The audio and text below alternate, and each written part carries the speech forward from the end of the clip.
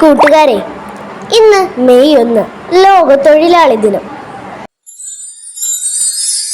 1886 അമേരിക്കയിലെ ചിക്കാഗോ വ്യവസായ നഗരത്തിലെ തെരുവ് വീഥികളിൽ മരിച്ചു വീണ നൂറുകണക്കിന് തൊഴിലാളികളുടെയും ആ സമരത്തിന് നേതൃത്വം നൽകിയതിന്റെ പേരിൽ കൊലമരത്തിലേറേണ്ടി വന്ന തൊഴിലാളി നേതാക്കളുടെയും സ്മരണാർത്ഥമാണ് മെയ് 1 ലോക തൊഴിലാളി ദിനമായി ആചരിക്കുന്നത്.